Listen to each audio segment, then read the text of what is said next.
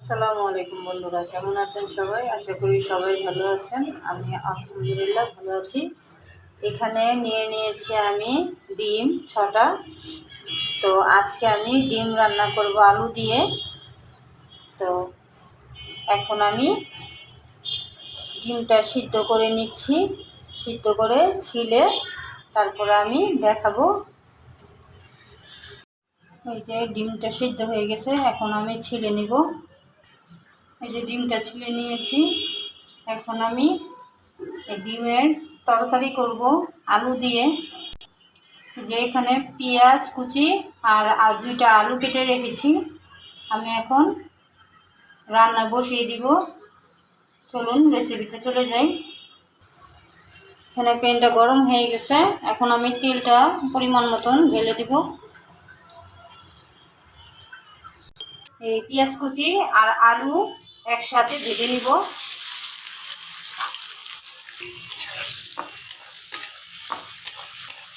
আলু আর পেঁয়াজটা আমি ভালো করে ভেজে নেব।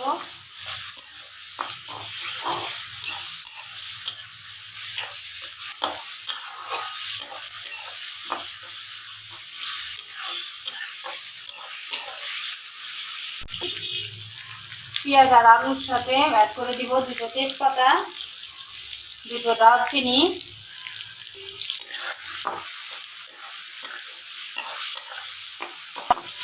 ভাজা পর্যন্ত অপেক্ষা করব।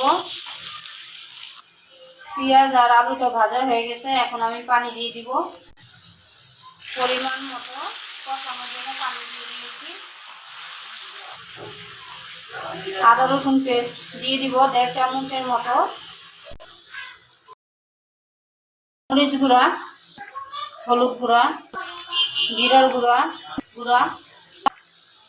গরম মশলা, ধনিয়া গুঁড়া, স্বাদ মতো লবণ। এখন আমি মশলাটা কষিয়ে নিব, কষানো পর্যন্ত অপেক্ষা করব। মশলা আলুটা কষানো হয়ে আসছে, দিব এর মধ্যে ডিম কুচো দিয়ে দিব, কাঁচামরিচ। এখন আমি নেড়ে চেড়ে একটু কষিয়ে নিব ভালো করে। ডিমটা মশলার সাথে ভালো করে কষিয়ে নিয়েছি। এখন আমি পানি দিয়ে দিব পরিমাণ মতো। পানি দিয়ে দিয়েছি। এখন আমি আলুটা আর ঝোলটা হওয়া পর্যন্ত 15 মিনিট অপেক্ষা করব।